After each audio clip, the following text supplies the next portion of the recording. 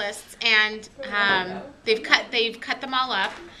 With littler kids, I think I might cut them up for them, but I don't want to spend too much of my time doing it. They're pretty simple. I might use a paper cutter to just cut the borders off sometimes too. That helps expedite things a little bit. So then they have their little piles of words. One other just management tip that I have is you might want to consider copying them on different colors of paper, so that if I've got green words and then my neighbor next to me has blue words, just so that we don't get our words mixed up. Sometimes and that's a color battles. I want the green ones for sure. LaShawna, did you? No, I see teachers having the kids just quickly color the back too. Oh, okay, that's a good idea. That's a good idea. But that's really smart. What did you say? I see teachers having the kids just color the back with a different crayon, or color the words with a crayon, just so they don't get mixed up. Yeah. Okay, so now they've got these lists. So the first thing that I would say is, okay, go ahead and spend 5 minutes just making up groups for your words. And you know, the first few times the kids are like super confused about it, but after they do this for a while, they start to get pretty smart about it. But so just make groups, whatever you want. It can be whatever kind of groups you want. I'm being too precise. I was putting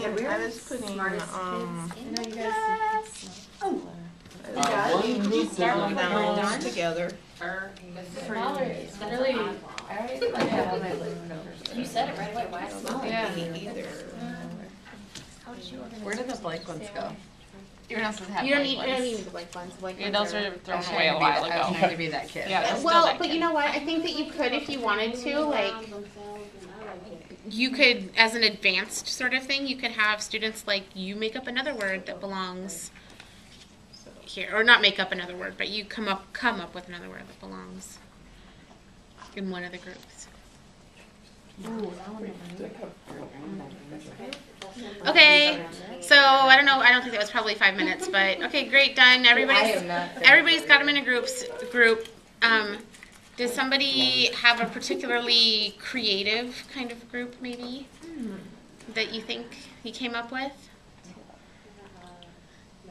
Sometimes, depending on the word, sometimes kids will come up with like things that move and things that don't move, which is fine. Things that are, I don't know, places and things that are things that belong in the house, things that belong on a farm.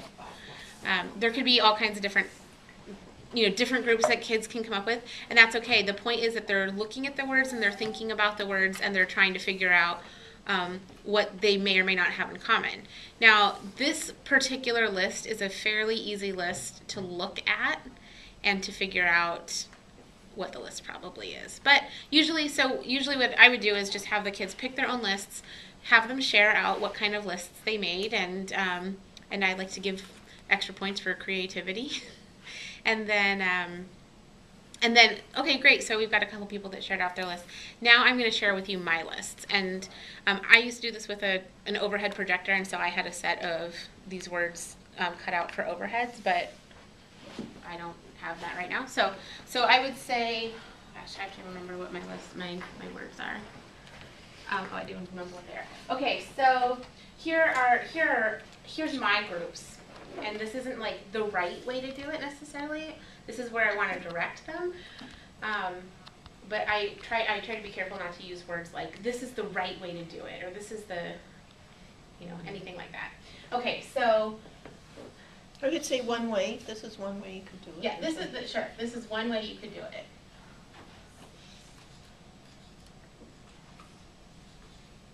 Okay, so I have two groups, and these are the sort of the guide words. I think there's a word that they use in the book. I can't remember what it is, but these are the guide words. And so raise your hand if you think you know of one of those words that could go in either one of these groups. So just Table. Okay, table. Which one should that go with? Underneath table. Okay.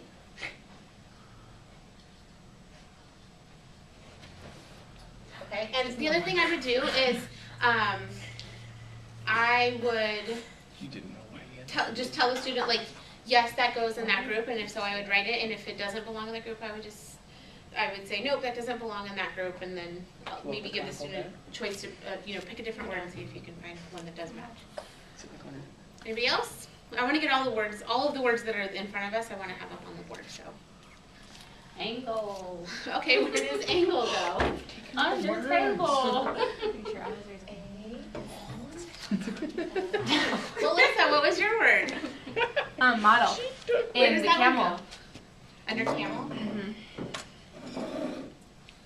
I should kind of back up a little bit and just say that one of the things that I would do, especially with a lot of ELL students in the room, is look at the list before we even cut it up and maybe read through all of the words. And if any of them need to be taught as vocabulary words, just kind of talk briefly about what those words are. Most of them should be words that are known to the students. So it shouldn't be a whole bunch of words that are totally unknown to them. The meanings that are unknown. Okay, what else? Nibble. Okay, where does nibble go? Under angle. Over here? Yep. Wait, so you're mindfully only Oh, having wait, two this is categories? Nope. Different lists have different numbers of categories. So, in the book, the lists that are in the book, it'll have the words in italics that are the guide words. Yes? Can I give 4 words? Sure, why not? Travel, angel, gravel, model under camel. Okay. Travel. Angel. Gravel. And I think model was your other one, but that was. Oh, sorry. up there. Motel. Oh, motel. Okay. And pretzel. Under there too. Pretzel. Okay. And Level. And bushel. And gravel. Oh, That's got up her. there, travel. Travel. Yep, she's got it. We're good. And hotel. You're like, Oh, What already was the other had. one? Travel? Is that one? Bushel. Travel's already up there. Oh, I got bushel. There was another one. Level. Oh, level. pretzel? Yes, pretzel. So the other thing that is happening is the bigger groups that you have, if you have a couple of kids that like clearly get it and are like Maybe. giving you the right words that go in the right places, great. And then hopefully those kids that are kind of have their head in the cloud or don't really know what's going on so much, they're starting to figure out, oh, wait a second, I can start to see some patterns here. Some patterns are easier to see than others. Like I said, this one's actually a pretty visual pattern, and some of the patterns are not visual. Is that all the words? Do we have any other ones? Turtle, No. rattle. We've got quite a few that go under your fable category still. Okay. What else goes under here? I'd Cattle. like to suggest a subcategory. Okay. Saddle. Ones that Dustin makes up. Saddle, S-A-D-D-L-E, Settle. right? Settle. Oh, settle. S-E-T-T-L-E. Okay. Little. Wait, is that little or little? Whatever. Turtle. Turtle? And rattle. Just say it like this, whatever. Whatever, Dustin. Okay. Is that all the words? There's one more, but doesn't belong in either of those categories. Ooh. What is it? Smaller. Oh, so that might be an oddball. Outlier. No, he's part of the subcategory. So it doesn't. He goes with the double letter subcategory. Okay, so this is where we would want to start to have some conversations, and this is where we're going to try and direct the students to what's different about it, or why that we have these different categories, and we're doing that through questioning. So again, this is where, like, if you have a student who does have a learning disability, this is not, like, this isn't really going to be the most efficient way of teaching them something. But the students that maybe just need a little extra practice with something, that this would probably be a way to kind of help them look at the word without, again, sort of like we were talking about with math, you can memorize facts or you can understand the concepts. It's sort of the same sort of thing. You can memorize how to spell words or you can understand why they're spelled the way that they are. So, and sometimes there are rules that go along with how we spell things the way we do, and sometimes there aren't. So, so what do you guys notice about some of these? Anyone notice, like, why? How did we decide what the different groups were here? What's the rule for putting them in the groups? LE at the end, or an EL. Okay, so we have a list that has LE and a list that has EL, and then we have this outlier which doesn't follow either of those. Okay, so let's try something. Let's like say all of the words, and this is actually something that I would want to do with pretty much all of the lists, depending on what kind of list it was, I suppose, but and see what we notice about the sounds. So you can say them with me. Fable, table, angle, nibble, cattle, settle, little, turtle, rattle. I'm kind of noticing that the sound at the end, to me, I kind of hear it and it sort of sounds like at the end. Does anyone else notice that? And at this point I might kind of even say them again, like let's listen and see if we hear that sound at the end. Okay, let's try these over here. Camel, model, travel, angel, gravel, motel, pretzel, bushel, level. Does anyone notice anything about any of those words? They all have the same sound at the end.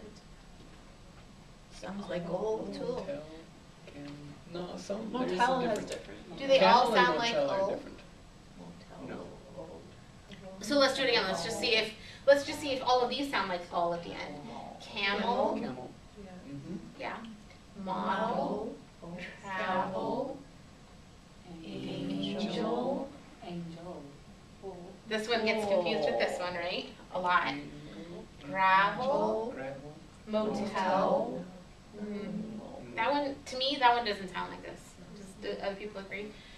Pretzel, bushel, level. So this one is kind of an interesting one, and you could have some conversations with your group or your class. Should this one go over here with oddballs? Does it follow rules over here?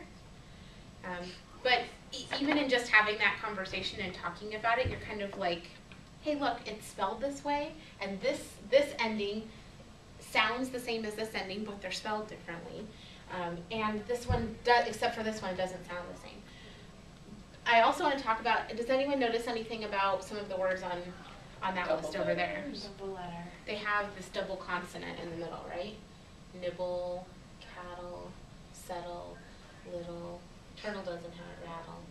So a bunch of them have those double consonants. Do any of these have double consonants? So that begins to tell us something too. If we're getting to a word where we have that ol sound at the end and we're having to have that thought process of, is it EL or LE? You can start to think about, well, what are some other clues? Does it have a double consonant? If it has a double consonant, what do you think, based on what we've got up here, what's most likely that we're going to use at the end? The LE. Probably, and there's definitely always words that break the rules, but probably if it's got a double consonant, we're going to use the LE. And this one stands out because it's got the EL. So, so one of the other things that you could do then maybe moving forward is maybe the next list you do has more words that end in EL, but has some words that have the L sound and some words that have the OL sound. So now we're really trying to break that apart. Okay, so now we've kind of talked about these different groups and what makes them different. So now you can do some different work with sorting the words. And again on this one, because it's a visual, it's very easy to visually tell which groups they go into. I would still say you should do the speed sorts mostly because the kids like them, but know that it's going to be more effective to do these with words that they have to say or really think about how they sound for them to really like that. It'll be more effective for that. Okay, so a speed sort is basically where you're saying, okay, great, and you might keep that model up there for them or you might not, and you would say, okay, great, take all your cards and mix them all up. So put them in a big pile, mix them all up. And now you can pull out a guide word. You can pull out fable and camel and put them up at the top up there. And we're going to do it fast.